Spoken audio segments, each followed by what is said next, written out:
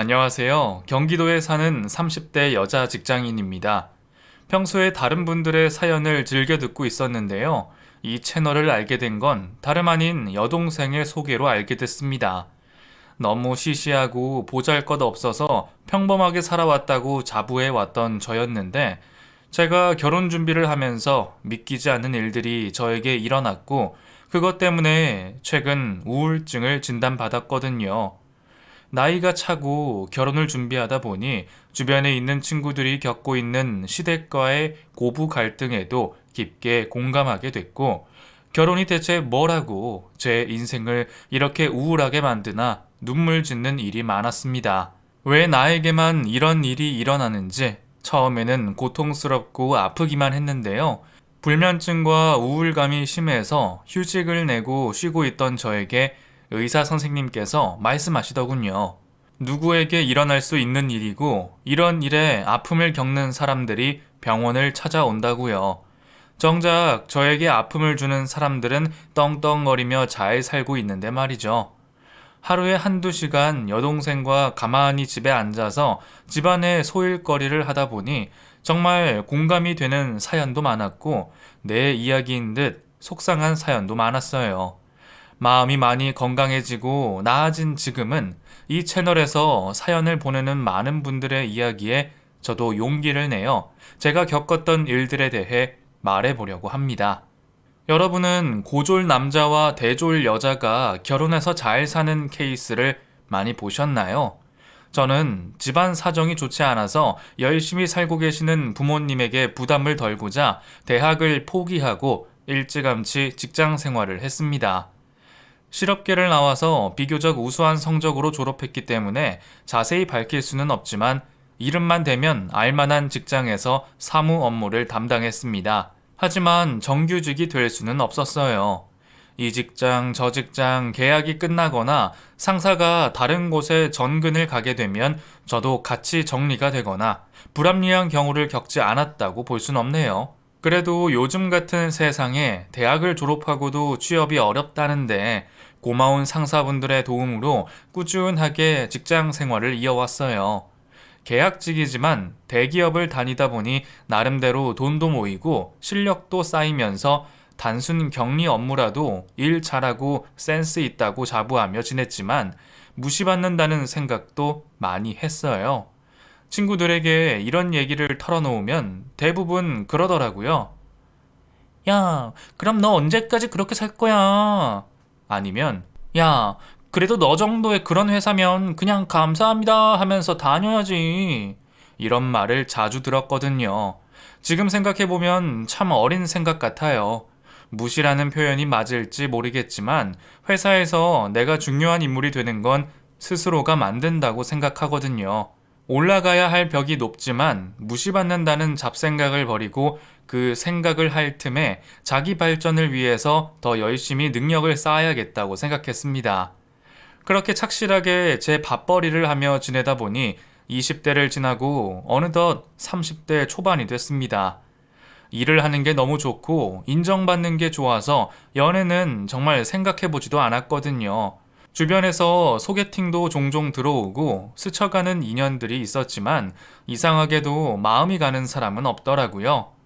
일이 끝나고 회식 자리나 사적인 모임에서도 이런 소리를 자주 들었습니다.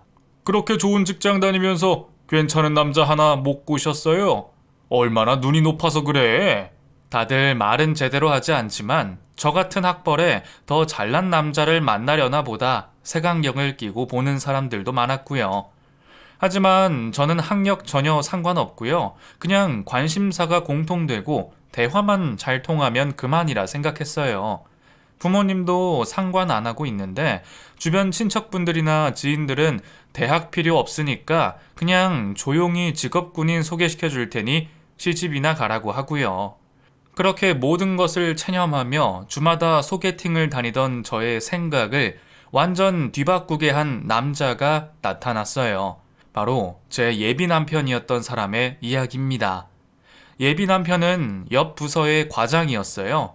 평소에는 정말 엘리베이터에서만 마주칠 만큼 먼 사이기도 했고, 한 1년간은 관심이 없었어요. 들리는 소문에는 여자친구도 있다고 하고 저도 별 마음도 없고 그랬는데 언제부턴가 야근하면서 같은 식당에서 마주치고 다른 팀원들이랑 몇 번 밥을 먹게 된 후부터는 이성적인 마음이 드는 것 같더라고요. 야근이야 항상 예전부터 해온 거라 힘들지도 않았는데 어느 날 다른 부서원들이 다 퇴근하고 같이 저녁이나 먹을까요? 하면서 같이 저녁 먹고 퇴근한 적도 있었고요. 사실은 저한테는 너무 과분하고 완벽한 사람이라고 생각해서 저도 별로 관심이 없었어요. 학벌도 좋고 우선 저는 계약직이니까요.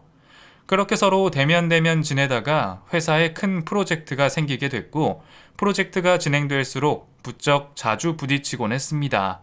과장님, 왜 이제 주세요? 저 또 야근해야 되잖아요. 아, 미안. 제가 이렇게 좀 느려요. 정말 미안해요. 제가 내일 커피 사드릴게요. 부서 관련 서류를 항상 늦게 전달해주는 날, 다음 날에는 어김없이 책상 위에 따뜻한 레몬차가 놓여 있었습니다. 사실은 제가 커피를 못 마시거든요. 같은 부서도 아닌데 언제 그걸 알았는지 누구한테 물어보기라도 한 건지 다정하고 따뜻한 말 한마디에 지치고 고된 회사 생활의 서름이 한순간 날아가는 느낌이었어요. 그러다 보니 저도 어느샌가 정산할 때가 오면 괜히 기웃거리게 되고 화장도 조금 더 신경 쓰고 옷차림도 바뀌게 되더군요. 어디서나 당당했던 제가 짝사랑을 시작하게 된 건지 여자는 자기를 좋아해주는 남자를 만나야 편하다고들 해서 그런 줄 알았는데 제가 좋아하는 사람이 생기자 세상이 바뀌어 보였어요. 예비 남편이 너무 마음에 들었고 저를 좋아하는 게 아닐까 하루에도 수십 번 생각했었네요. 그래서인지 부쩍 예뻐졌다는 이야기도 많이 들었고요. 하지만 어디서나 당당하고 매너 있는 모습에 제 예비 남편을 좋아하는 여직원들도 많았습니다. 그냥 이렇게 간질간질한 감정이 좋아서 고백은 꿈도 꾸지 않았지만 어느 날 청천벽력 같은 소식이 들어왔습니다.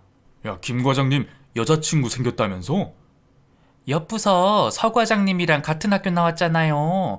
그 명문대 출신끼리 잘 어울리는 거지 뭐. 야, 그래도 선남선녀다. 끼리끼리 만나는 것 같기도 하고. 그러면 그렇지. 안 그래도 자존감이 떨어졌던 저에게 학벌 좋고 예쁘고 착하기만 했던 옆부서 서 과장과의 연애 소식으로 저의 짝사랑이 한순간에 사라지더군요. 그렇게 며칠이 지났어요. 다시 일이 바빠지면서 끝나버린 짝사랑의 감정을 잊은 채 업무에 몰두하고 있었어요. 그날도 정시에 일이 끝나지 않아서 오늘도 야근이겠구나 한숨 쉬고 있는데 누군가 제 어깨를 두드리더군요. 저 오늘은 안 늦었죠? 네, 거기에 두고 가세요. 저 칭찬받고 싶어서 일찍 가져온 건데 제가 그렇게 싫어요? 그냥 두고 가세요. 저 바빠요. 오늘 누가 괴롭혔어요? 말해봐요. 제가 커피 사드릴게요. 저 커피 못 마셔요. 아시잖아요. 어? 어떻게 알았지? 그래서 제가 맨날 고민했는데 커피 대신 뭘 좋아할까 하면서요. 순간 얼굴이 새빨개지더군요. 여자친구도 있다는 사람이 나한테 왜 이렇게 갑자기 친한 척인지, 그리고 사람들 다 있는 데에서 저한테 무슨 말을 하는 건지, 주변에서 여직원들이 쑥덕거리는 것 같기도 하고, 여자친구도 있는 사람이 나한테 이러는 게 괘씸하고 화가 났습니다. 저는 그 자리를 박차고 나갔고, 혼자 회사 밖에 나가서 쏟아지는 눈물을 참았어요. 평소에 내가 자기를 좋아한다고 티를 냈던가, 감춘다고 감췄는데 말이죠. 한참을 마음을 가라앉히고 자리에 돌아와 보니 아무도 없더군요. 그 상황이 너무 창피하고 화가 나서 저는 저답지 않게 메신저로 말했어요. 과장님, 왜 저한테 잘해주세요? 제가 그렇게 만만해 보이세요? 무슨 소리예요? 제가 왜 만만해해요? 제가 과장님 좋아하는 거 알고 그러시는 거죠? 네? 저 좋아해요? 과장님 여자친구 있으시잖아요. 옆부서 서 과장님이랑 사귄다는 거 회사에서 모르는 사람이 없어요. 무슨 소리예요? 서 과장은 제 친구인데? 그리고 제 친구 여자친구예요. 회사에서 소문이 또 그렇게 났구나. 네? 그럼 저한테 왜 그러셨어요? 저는 일도 잘하고 손도 빠르면서 맨날 저한테 늦었다고 구박하길래 장난치고 싶었어요. 아, 과장님, 그럼 저 오늘 늦게 끝날 것 같아요? 우리 저녁 먹을래요? 그렇게 서로 간의 오해로 시작된 인연이 어느덧 큰 감정으로 발전해 저희는 결혼을 전제로 사귀게 됐습니다. 첫눈에 반한 사람도 있었지만 이렇게까진 관심이 없었는데 지내다 보니 더 호감이 느껴지는 경우는 또 오래간만이라 마음이 제 맘 같지 않았어요. 예비 남편의 성격은 매우 둥글고 남에게 싫은 소리를 잘 못하고 부당한 대우를 받아도 본인이 혼자 참고 삭히고 양보하는 편이었습니다. 또 화목한 가정에서 사랑을 많이 받으며 자랐고 여동생과도 사이가 매우 좋으며 무엇보다도 표현에 인색하지 않으며 가정적이고 다정다감하고 마음씨가 따뜻해서 마음에 들었어요. 하지만 사내 연애는 서로에게 그리 달갑지 않기에 비밀로 하고 잘 만나왔는데요. 문제는 결혼에 대해 진지하게 얘기하기 시작하면서 생기게 됐어요.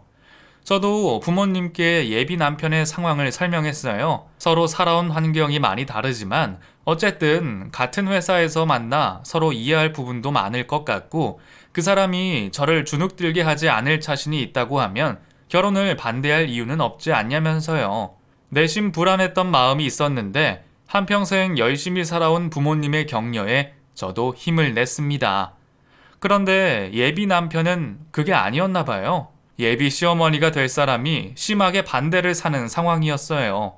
예비 남편도 나름 열심히 한 달 동안 설득도 해보고 싸우고 있었으나 반대가 사그라들지는 않더라고요.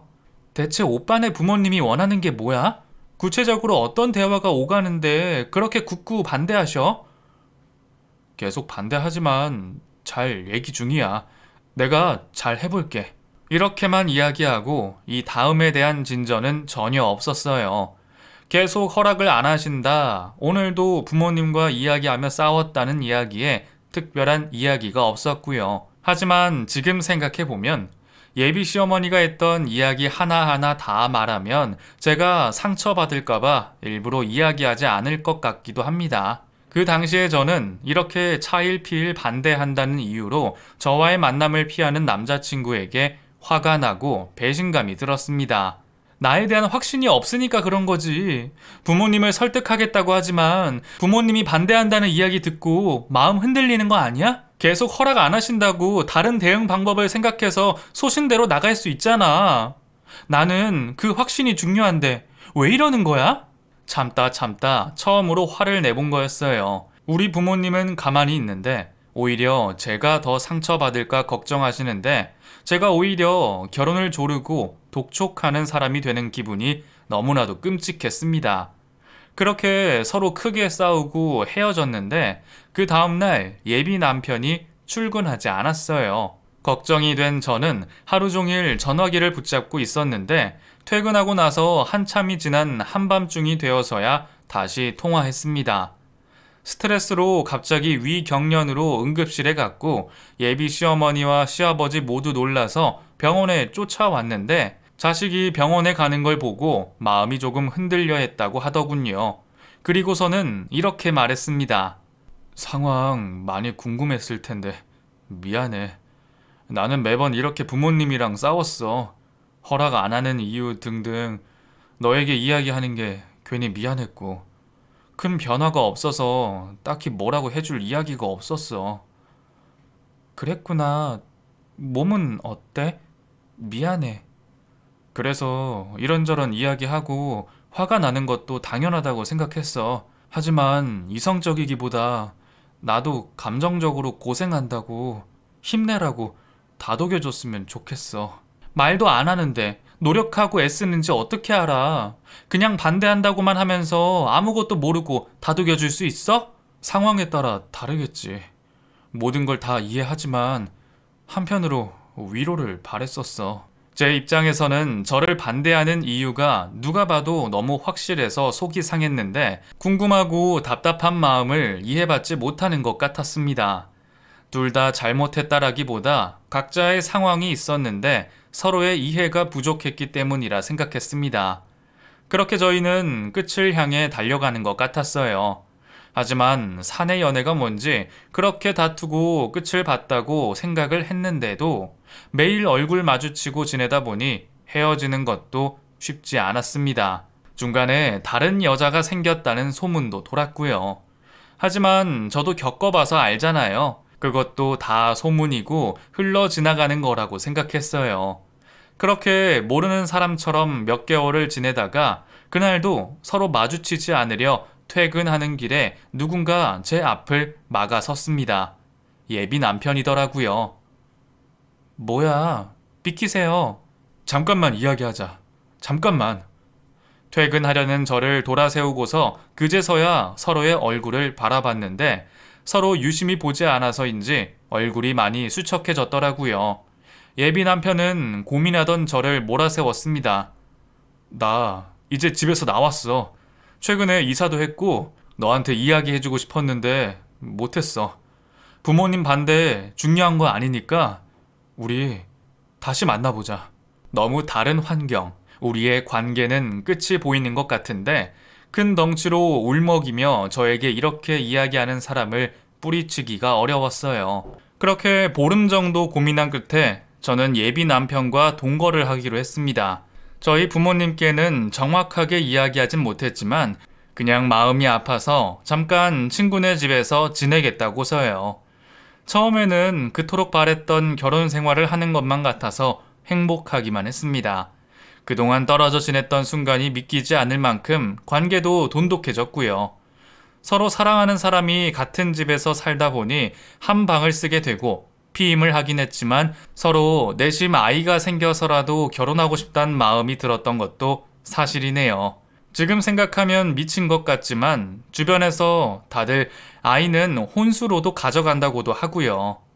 그렇게 매일같이 출근하고 퇴근하는 동거 생활이 이어졌습니다. 같은 베개를 쓰면서 이런저런 이야기하다 보니 연애 때는 알지 못했던 다양한 이야기를 서로 알게 되더라고요. 예비 시아버님은 한의대를 나오셔서 병원 하시다가 잘 안 되셔서 접으시고 다시 한번 더 차리셨는데 또 잘 안 되셔서 접으시고 집에 계시는 상태라 집에 빚이 좀 있대요. 예비 시어머니는 고졸이셨는데 아버님 지원으로 방통대 다니시면서 학사 따시고 현재 집 근처 대학에서 대학원 다니고 계신다고요. 그래서 제가 그렇게 고졸인 게 마음에 안 드셨나 봐요. 그러더니 이렇게 덧붙이더군요. 엄마가 못 배워서 그래. 너가 참아. 그런데 이런 이야기를 들었는데 저도 같이 얼굴이 빨개지는 거 있죠? 평상시에 학식이나 지식으로 사람을 판단하는 사람이 아니라고 판단했는데 저한테는 아직 그러지 않아서 그런가 속으로는 나도 엄청 무시하는 건 아닌가 별의별 생각이 다 들었습니다. 그렇다고 대놓고 학벌주의를 보여주는 건 아니라서 그 상황에서는 뭐라고 하기도 애매하더라고요. 그럼 나도 못 배웠으니까 그럴 수 있겠네? 뜬금없이 무슨 소리야. 요즘 시대에 학력이 뭐가 중요한데 능력만 있으면 되지. 그렇다고 못 배웠다는 소리는 조금 듣기 그렇네. 아, 알겠어. 미안. 저희 둘 사이에 꼭 해결해야 하는 결혼이라는 문제가 자꾸 저 자신에 대한 문제인 것처럼 느껴지다 보니 저도 자격지심을 느끼게 됐나 봐요. 별것 아닌 다툼이었고 별것 아닌 말 한마디였지만 그날 이후로부터 저는 점점 예비 남편을 향한 마음이 사라지기 시작했어요. 하지만 어쩌다 보니 서로 기분을 풀려고 술 한 잔을 기울이게 됐습니다. 그때 예비 남편이 이렇게 말하더군요. 저기, 우리 임신해보는 건 어때? 무슨 소리야? 우리는 결혼도 힘든 사람인데. 그래서 하는 소리야. 양가 어르신들 임신했다고 하면 처음에는 놀라실 거지만 그래도 좋아하실 거고. 왜 너답지 않게 멍청한 소리를 하고 있어? 그러면 당장 나는 직장은 어떻게 해? 알잖아. 나 계약직인데 겨우겨우 연장해 가며 다니는 거. 너한테는 직장이 중요해? 그럼 중요하지. 내가 어떻게 만들어낸 내 직장인데. 그럼 우리 이렇게 만나는 것도 다시 생각해보자. 너는 나랑 결혼을 하고 싶은 거야? 애를 가지고 싶은 거야? 도대체 갑자기 왜 이러는 건데? 나도 많이 힘들어. 우리 둘이 같이 사는 거 양가 부모님 도움 조금씩 받아서 더 넓은 집으로 이사 가서 알콩달콩 잘 살면 되잖아. 왜 나는 죄인인 것 같냐고. 술 많이 취했어. 들어가서 자자. 갑자기 몰아붙이는 예비 남편의 말에 저는 너무 당황했어요. 결혼까지는 생각했어도 아이를 가질 생각은 그냥 생각으로만 있었거든요. 당장 일을 그만두고 육아에 치여 사는 친구들을 보면서 나는 그렇게까지는 안 되겠지 생각했었는데, 하지만 다르게 생각해보면 책임감이 없는 것도 아니고, 그래도 자기가 나 책임지겠다고 저렇게 하는데 내심 안심이 되기도 하고요. 그렇게 그날 제 마음이 흔들려서인지 얼마 후 저희는 임신 소식을 알게 됐습니다. 이렇게도 힘든 연애와 결혼, 정말 이제는 결혼을 해야 하나 보다 제 운명을 받아들이기로 했습니다. 예비 남편은 당연히 기뻐했고요. 저도 부모님에게 알리기로 마음먹고 집으로 향했습니다. 엄마, 나 왔어. 얘는 말이라도 하고 오지. 갑자기 무슨 일이야? 친구 집에서 지내는 건 좀 어때? 어떤 친구인지 말을 안 해주니 고맙다고 말도 못하고. 아, 응, 나 잘 지내, 엄마. 근데 집에 누구 왔어? 너 아빠 봐라. 너 동생 오래간만에 집에 왔다고 신이 났다 글쎄. 집에 가보니 지방에서 간호조무사로 일하고 있는 제 동생이 있더라고요. 평소에 일이 바쁘다고 명절 때만 봤는데 오래간만에 만나게 되어 그날 저희 자매는 누워서 이런저런 이야기를 했습니다. 언닌 좀 어때? 마음이 좀 나아졌어? 응, 같이 있는 친구가 잘 해줘서 잘 지내고 있어. 근데 넌 갑자기 왜 올라온 거야? 언니, 있지. 사실은 얘는 갑자기 이렇게 뜸을 들여. 언니, 나 아기 가졌어. 뭐? 그게 무슨 소리야? 너 남자친구 있었어? 응, 오래 만났어. 4년 정도. 같이 일하는 병원에서.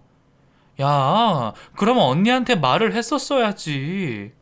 그리고 갑자기 아기가 생겼다고? 그냥 나도 이제 결혼할 나이도 됐고 남자친구가 워낙 즉흥적이어서 자주 놀러 가고 했는데 어쩌다 보니까 그렇게 됐어, 언니. 엄마 아빠한테도 얘기하려고 했는데 막상 언니 얼굴 보니까 언니한테 먼저 말하고 싶었어. 나 어떻게 하지? 정말 기막힌 노릇이죠. 한 집에서 자매가 둘씩이나 혼전 임신이라니. 평소 이해심 많은 저희 부모님이지만 이 사실을 밝히게 된다면 그 충격은 어떻게 감당하실지. 하지만 동생의 마음도 충분히 이해가 됐어요. 더 똑바로 생각해. 뭘 어떻게 해. 당장 인사시켜야지. 결혼해야지. 언니는 결혼하는 게 맞는 것 같아? 난 아직 무서워. 에휴, 정말 우리는 왜 그러니? 있잖아, 나도 아기 생긴 것 같아. 뭐? 누구랑? 언니 요새 누구 만나? 나 결혼하려고 했던 오빠 있잖아. 헤어지고 다시 만나고 사실 같이 살고 있었어. 아니, 그런데 그 집에서 언니 그렇게 반대한다면서. 여기까지 생각이 들자 저는 용기를 내어 방문을 나섰습니다. 엄마 아빠에게 할 말이 있다고 하며 사실대로 모든 것을 말씀드렸어요. 아버지는 조용히 생각에 잠기시더니 담배를 태우러 나가시고 엄마는 처음에는 놀라서 우시더니 이내 진정하시며 상황을 정리했어요. 그동안 반대했던 집에 들어갈 생각이냐? 아이는 본인이 키워줘도 되니 너는 너가 하는 일을 계속해라. 혹시라도 일을 그만두라고 하거든 주저없이 나와도 된다.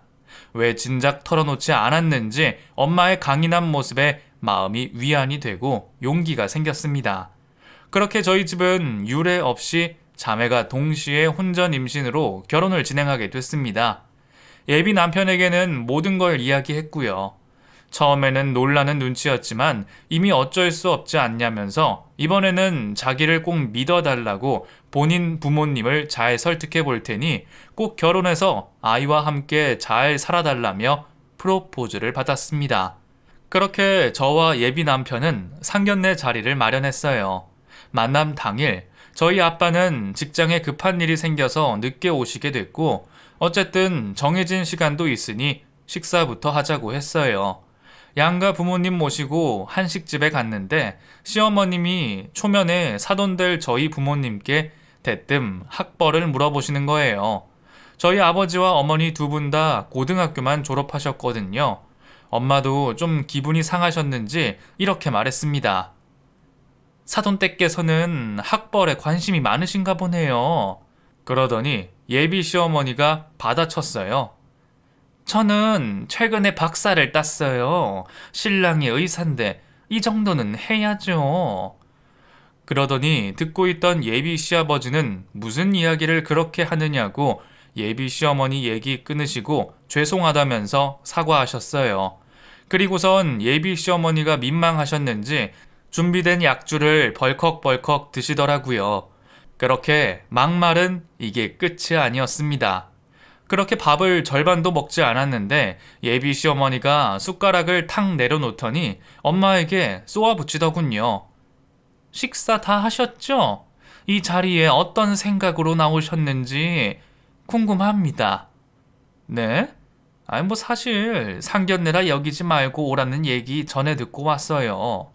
네, 그러시겠죠. 부모도 허락 안 한 결혼, 자기들끼리 애를 가졌다고 와선 부모 말이 통합니까, 얘네들이? 저도 굳이 이런 자리가 필요하나 했지만 서로 무슨 이야기든 대책을 세우러 왔어요. 아니, 사실 우리 집안은 너무 청천벽력이에요. 모두가 눈앞이 깜깜하다고요. 돈 들여 자식 키워놨더니 이런 대형 사고를 쳤는데 이렇다 할 계획도 없고 어쩌겠다는 말이 없어요. 그래서 그쪽 말을 들어보고 싶어 나왔는데요. 상황이 악화된다 싶으니까 예비 남편이 끼어들어서 진땀을 꽤나 흘렸습니다. 제가 죄송합니다. 열심히 살겠습니다. 너는 아이 키우는 게 보통 일인 줄 아니? 열심히 살겠다는 게 무슨 계획이야? 예비 시어머니가 말 그대로 깽판을 치니까 분위기가 순식간에 악화됐고 저희 엄마는 마치 죄인인 것처럼 아무 말씀이 없으셨어요. 그래도 우리 집이 의사의 교육자 집안인데 사돈 쪽이 학력이 딸리고 부족하죠. 대체 아니 여동생도 혼전 임신이라면서요? 아주 자식 농사 잘 지으셨네요. 비록 저희 아빠가 고졸이고 불의의 사고로 몸이 불편하시지만 현재 다니시는 회사에 빠진 적 없이 성실히 일하셨고 저희한테도 항상 이상적인 어른으로서 존경의 대상이 되셨고 남들한테 학벌 가지고 지적할 땐 못 느꼈는데 그 대상이 저희 부모님이니까 진짜 화가 나서 손이 부들부들 떨리더라고요. 아니 그렇게 치면 그 잘난 댁들께서 집안채 해주시지 말이에요. 예전엔 먹고 살기 바쁜 시절이라 공부를 못해서 고졸인 게 아니었지 않느냐 예비 시아버지가 둘러서 말했지만 더 이상 아무도 아무 말을 하지 않았네요.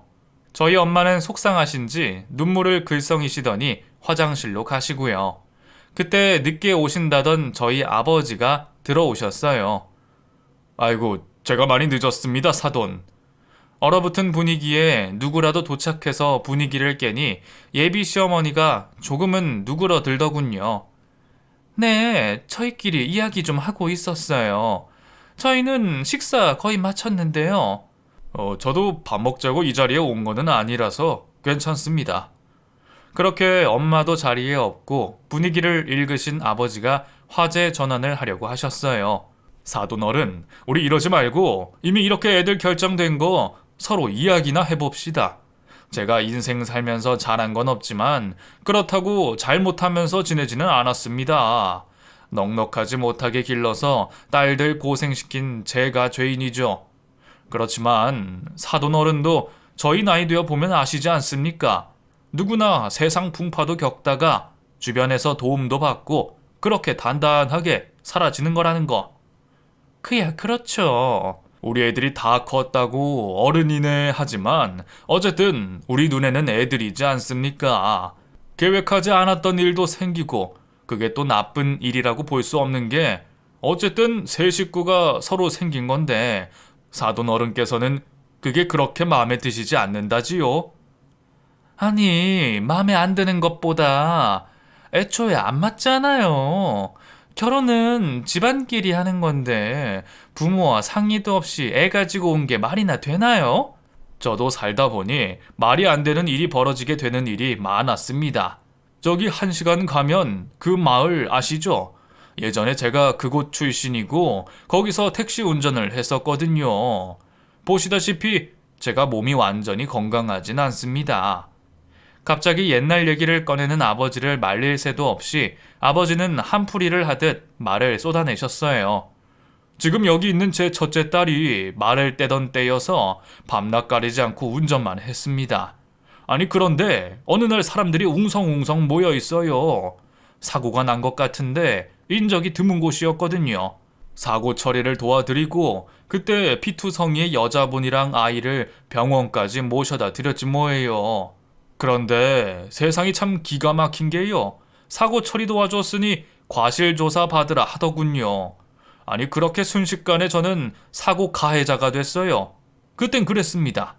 평생 벌어먹던 택시도 처분하고 그냥 막노동으로 제 처자식 먹여 살렸지만 후회는 안 해요. 저는 떳떳하게 잘 살아내고 있으니까요. 그러니 사돈어른, 이야기를 듣다 보니 처음에 심드렁하던 예비 시어머니 표정이 점점 굳어가더니 갑자기 눈물을 쏟아내더라고요. 잠시만요. 그 마을이라고 하셨죠? 그거 혹시 85년쯤 아니었나요? 예, 그 일대 사셨던 분들이라면 다 아시는 이야기일 거예요. 죄송합니다, 사돈어른. 저예요. 그때 구해주셨던 아이랑 애 엄마가 저예요. 나중에 저희 치료받고서야 소식 들었는데 연락이 닿지 않아서 죄송하다는 말도 못했어요. 그때 사돈어른 아니었다면 저희 어떻게 됐을지 모른다고 그랬는데. 그러더니 예비 시어머니가 무릎을 꿇고 엉엉 우시는 거 있죠. 소름이 돋았어요. 어떻게 보면 저희 아버지와 저희가 이 사람들 때문에 이렇게 된 건가 화도 나고요. 모르고 지냈으니까 지금에서라도 저렇게 무릎 꿇고 오는 예비 시어머니를 보면서 만감이 교차하더군요. 예비 남편도 이 이야기는 처음 들었는지 어안이 벙벙하고 울며 통곡하는 예비 시어머니를 겨우 달래고 저와 엄마는 그동안 예비 시어머니가 했던 행패와 자초지종을 설명했고요. 아버지는 여전히 말이 없으셨어요. 세상이 이렇게 기막힌 인연이 있을 수 있는 것도 놀라운데 자신이 구한 사람이 다른 사람에게 저렇게 자신의 약한 마음을 비치고 자격지심을 표현하는 대상이 더구나 본인의 딸과 가족이었다는 게 처음에는 많이 놀라고 실망스러우셨대요. 그래서 저희는 결혼을 잠시 생각해 보기로 했습니다. 어쩌면 세상 모든 게 이렇게 쉬운 일이 하나 없는 건지요. 집에 오는 길에서 예비 신랑과 저는 아무 말이 없다가 제가 먼저 말을 꺼냈어요. 어머니는 꼭 굳이 그 자리에서 그랬어야 했을까? 좀 참지. 자신을 구해준 생명의 은인인 줄도 모르고 사람을 무시하고 깔아뭉개는데 뒤늦게 후회하면 뭘 하나요? 그런데 예비 남편 하는 말이 더 가관이에요. 그래도 틀린 말은 없지 않냐? 저희 부모님 학력이 많이 딸린다는 건 맞지 않냐면서요. 시장 리어카부터 시작해서 성공한 우리 아버지가 멋있다, 존경한다, 알랑방기는 다 끼더니 마음속에서 저런 생각을 하고 있었나 봐요. 이쯤 되면 상황 파악을 못하는 건 아닌가? 이제 와서 드러난 이런 깊은 얘기는 예전에는 알 턱이 없었고 이 사람이랑 결혼했다가는 내 인생도 어떻게 될지 모르겠구나 하는 생각만 들 뿐이었습니다. 사실 사람은 나름 괜찮은 사람이라고 생각했고 착하고 저한테 굉장히 잘해주는 사람이라서 이 정도 만났는지도 모르겠어요. 착한 사람이니 결혼해도 괜찮지 않을까 싶다가도 집안을 생각하면 이건 아니다 싶었는데 막상 자기의 부모가 이렇게 무릎을 꿇고 우는 걸 보니 본인도 자존심이 상했나 보죠. 돌아오는 길에 이런저런 생각을 하다 보니 이렇게 밀어붙이듯이 굳이 결혼할 필요가 없다고 느껴졌어요. 뱃속에 있는 아이는 어떨지 모르지만 모든 상황과 경황이 이 남자와 결혼해서는 안 된다는 걸 보여주는 것처럼요. 우리 생각할 시간을 갖자. 그때부터 새로운 악몽이 시작됐습니다. 본가에 돌아와 있는 저에게 계속 연락에 문자에 심지어는 그날 상견례 이후 시어머니가 몸이 많이 편찮아지셨는데 이게 무슨 생명의 은인이냐면서 자기 어머니 어떻게 되면 어떻게 할 거냐면서 저에게 책임이 있으니 당장 나오라고 하더군요. 마음이 약해지면서 본성이 드러나기 시작한 건지 예비 남편의 괴롭힘은 끊이지 않았고요. 도저히 저는 견딜 수가 없어서 휴직계를 냈습니다. 한 번이라도 마주치면 어떻게 돌변할지 모르겠어서요. 그렇게 저와 예비 남편의 이야기가 회사에서도 소문이 돌았나 봐요. 이미 걷잡을 수 없이 소문이 커져가니까 예비 남편은 어떻게 해서라도 저와의 결혼으로 그 소문을 잠재우려 하는 것 같아 보였습니다. 저에게 대한 사랑과는 별개로요. 그렇게 감정이 식은 채 몇 개월을 휴가 처리하다 보니 저는 회사를 그만두게 됐습니다.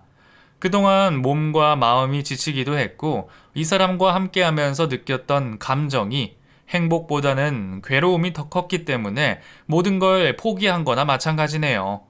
더 기가 막힌 건 퇴사 후 여직원과의 모임에서 회사에서 예비 남편이 해외 출장 위해서 비자를 얻는데 학력 위조로 밝혀져서 징계를 받았다는 거예요.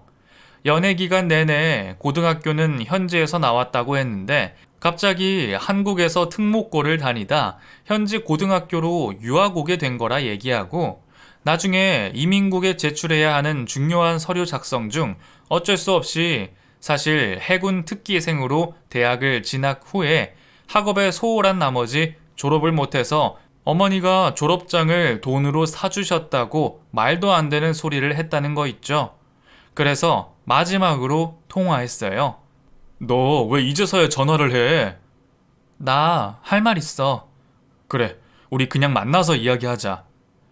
명문대를 나와야만 제대로 된 사람이 되는 것도 아니고 본인이 맡은 일을 잘할 수 있는 것도 아니야. 대학에서 배우는 것보다 삶에서 사회생활로 직접 경험하고 배우는 것들이 더 중요하다고 생각하기 때문에 그래서 너가 대졸자가 아닌 건 전혀 상관없어.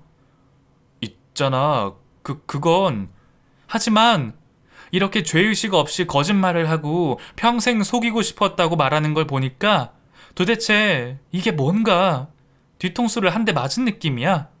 너가 했던 모든 거짓말 속죄하면서 살고 너희 어머니도 꼭 그렇게 살길 바래. 그렇게 저희는 우선 헤어졌습니다. 저는 예비 남편이 잘못된 사람, 나쁜 사람, 못된 사람이라고 생각하지 않습니다. 정확하게는 생각하지 않으려고 합니다. 어떤 환경에서 어떻게 교육받고 어떤 가치관을 갖게 되었는지 잘 알지도 못하면서 판단하는 건 아니라고 생각이 들어요. 하지만 서로의 삶에 대한 가치관이 저렇게 다른 만큼 앞으로 삶의 목표나 삶의 과정들도 엄청나게 다르겠다 싶어요. 그건 누군가의 노력으로 해결될 문제가 아니라는 생각도 들고요. 그래서 그런 문제 때문에 파혼하려고 합니다. 전 사소한 거짓말도 하는 걸 질색하고 선의의 거짓말은 없다고 생각하며 어려운 자리에서도 거짓말을 하기보단 소신을 밝히는 게 옳다고 생각하고 실제로 그렇게 실천하는 스타일입니다. 하지만 이런 제게도 남들에게 말하기 부끄러운 과거도 있고 들키기 싫은 내적 약점도 있습니다. 이런 부분은 대부분 그냥 숨기는 걸 택했었지만 어쩔 수 없이 직면해야 할 때는 약하지 않은 척, 부끄러워 과거가 없는 척 거짓말을 한 적이 있기도 합니다. 하지만 그렇게 한 후에 몇 날 며칠 후에 괴로워하고 밤잠을 설치고 내 자신에게 떳떳해질 수 있도록 다음엔 그런 거짓말을 하지 않도록 제 자신을 더 들여다보고 심리 상담도 받아보고 제 자신을 위한 노력에 시간과 투자를 아끼지 않았어요. 사람은 고쳐 쓰는 게 아니고 3살 버릇은 80까지 가는 것도 아는데 지금은 당장 거쳐야 하는 단계가 마냥 두렵고 내가 조금만 방향을 잡아주면 변할 수 있지 않을까 하는 생 말도 안 되는 희망이 들기도 하고, 하지만 이 희망이 정말 말도 안 되는 건 아니지 않을까 스스로에게 자꾸 되묻게 되고, 파혼을 하고 내가 누군가를 다시 만날 수 있을까 겁이 나네요. 뱃속의 아이도 어떻게 해야 하는지 막막하고 아직도 해결하지 못한 일과 감정이 있지만, 그래도 이 사람을 만나기 전으로 돌아가 꿋꿋하고 좋은 엄마가 되기 위해서 마음을 추스리고 있습니다. 누군가에게는 속 시원한 사이다 같은 썰이 되지 못할 수도 있겠네요. 지금 제겐 쓴소리도 필요하기 때문에 시간 내주셔서 남겨주신 말씀들 모두 감사하는 마음으로 새겨 듣겠습니다. 온라인상이지만 마치 내 일 또는 지인의 일인 것처럼 진심 어린 마음이 담긴 사연이 제게 힘이 많이 됐거든요. 긴 이야기 들어주셔서 감사합니다.